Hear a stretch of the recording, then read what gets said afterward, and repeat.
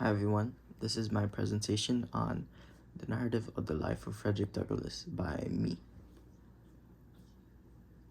The narrative of the life of Frederick Douglass was written by Frederick Douglass himself. Some background into Frederick Douglass is he was born into slavery around 1818 in Maryland. Douglass is best known for his legendary autobiography and oratory skill during the slavery and post-slavery era of America.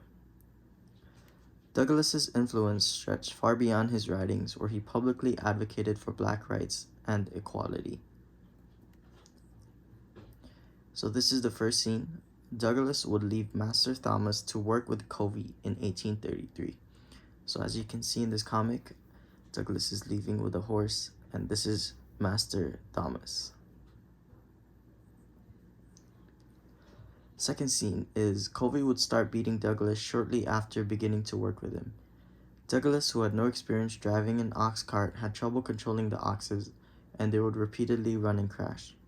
So as you can see, here's a depiction of the ox cart, which is crashed, and here's Master Covey, and Douglass is over here getting whipped. This is not really accurate because the crashes happened before this, but this is just a representation. Third scene is Covey would always be watching, sometimes hiding to make sure his slaves are working, and would continue to beat them if they weren't working hard enough. This would further strengthen Douglass's resolve for freedom. So as you can see here, this is Douglass working, and Master Covey is just closely watching him. After being struck in the head and severely injured by Covey, because Douglass was physically unable to work, Douglass would go to his master to complain and seek asylum, but to no success. So this is Douglass, who is clearly injured in the head, and here he is reporting to his master of what Covey is doing to him, but his master would end up saying no, because he wouldn't believe him. After continued beating, Douglass would begin to grow tired of it and start to fight back. After one fight where Douglass successfully resisted, Covey stopped beating him.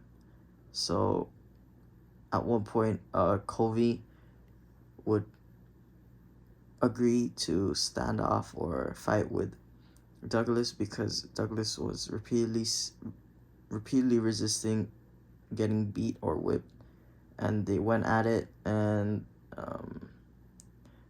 in Douglass's words, he would draw blood from Covey while Covey draw no blood from him. And that is all.